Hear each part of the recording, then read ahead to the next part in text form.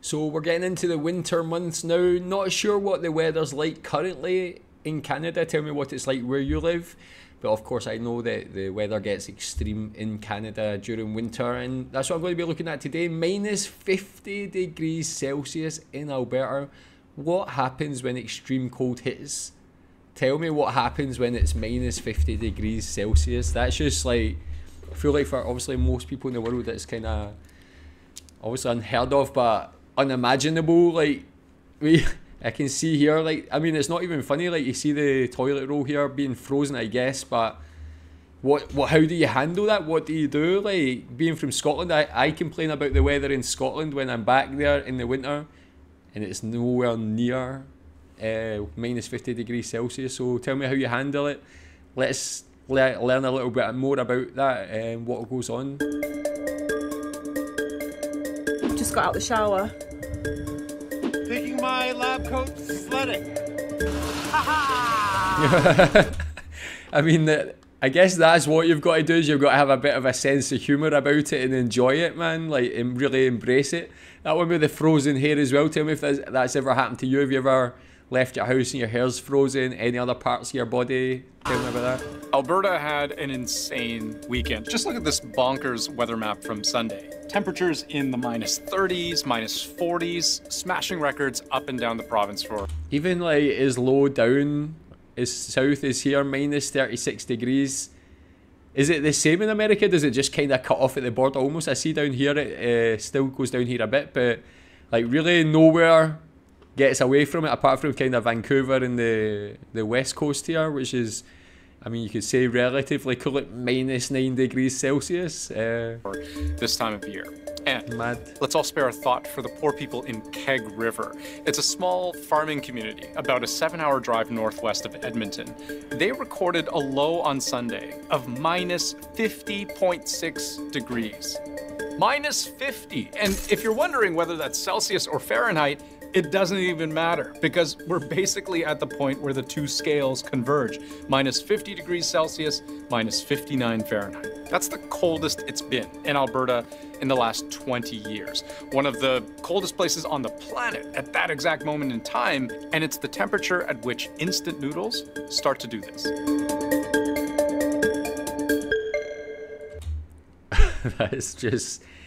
That is mad. Like, I actually like can't believe that. Tell me if you what's the coldest you've experienced?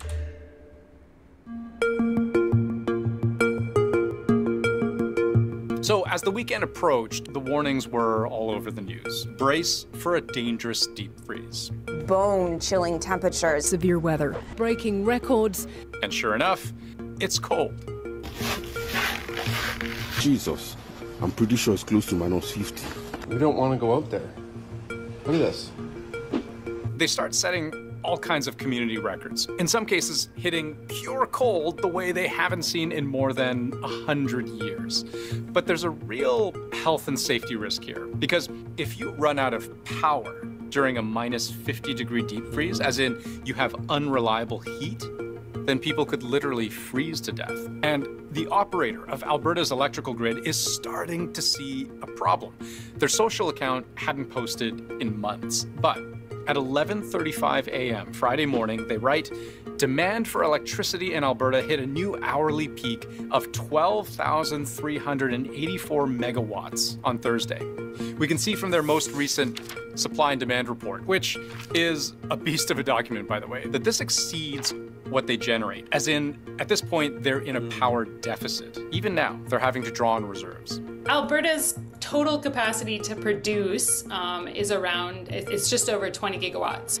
However, we have to keep in mind how the grid is designed and how it's designed to run, right? It's never expected that all of that generation is going to be available at any given time. At one point, reserve power was down to 10 megawatts, which is like having this much water in a bucket that's supposed to be full. They were forecasting being hundreds of megawatts in the hole, even after using all of their backup reserves. So an emergency alert is issued.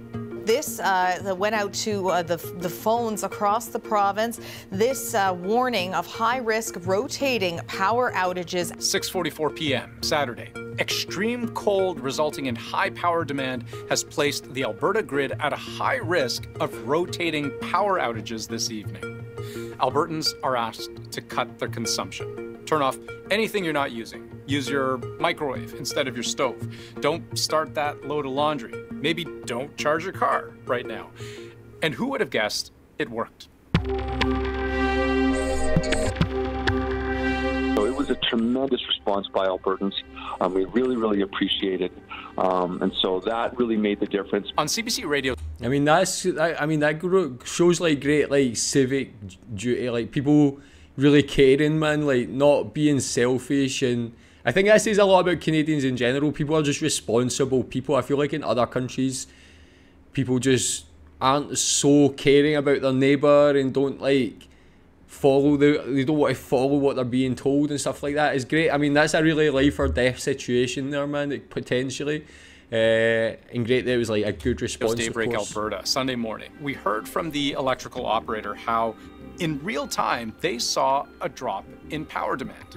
It immediately fell by 100 megawatts, and then a couple minutes later it fell another 100 megawatts, so a 200 megawatt drop, and that got us through what we call the hump. Saskatchewan also managed to send power Alberta's way, another 153 megawatts to help with the shortage. All of that was enough to avoid having to resort to rolling blackouts. Well done to Saskatchewan but today, as well, helping its neighbour. Alberta's by no means out of the woods. Monday was another day of record cold temperatures. The province continues to be at the mercy of low wind, which really cuts into how much wind power you can generate. That's what I was going to say as well. What is the wind like in that as well? Like, obviously here, you think like when there is wind, that's even worse because the cold just feels even colder. In my experience, I've not had the experience in that temperature, so I'm not too sure, but I would imagine it would be similar when it's windy. It's painful. But obviously if you generate energy through wind power, then that's a problem if there's no wind as well. And at least 2 natural gas plants are under-delivering right now. One due to maintenance, the other just offline altogether. And so it's kind of the combination of all of those things coming together at the same time that produce that tightness. And it should go without saying, any province dealing with temperatures this far into the negatives has to cope with very real health risks. Frostbite and hypothermia are the biggest dangers. And think about the homeless. I just wish like there was more things for people out there for housing and stuff. One nonprofit in Edmonton, which normally doesn't offer overnight services, they plan to take in 50 people as an exception over the weekend. On Thursday, they had 137. Friday, 187. And Saturday, 230. It's been a pretty significantly higher number than we had anticipated, and certainly our team has felt the pressure of that, as has the community, as we've tried to make sure that we're getting everyone in. They told CBC they haven't turned anyone away. That's a lot of humanity for what are very inhumane temperatures. And here's to hoping next weekend goes a lot more smoothly. It's supposed to get a lot warmer.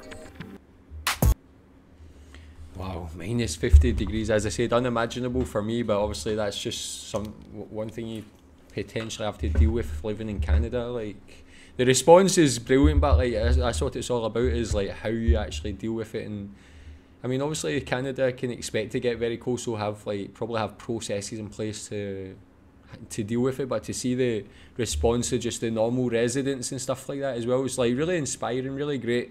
Tell me again, yeah, like, what's your experience? What's the coldest weather you've had to deal with? How did you handle it?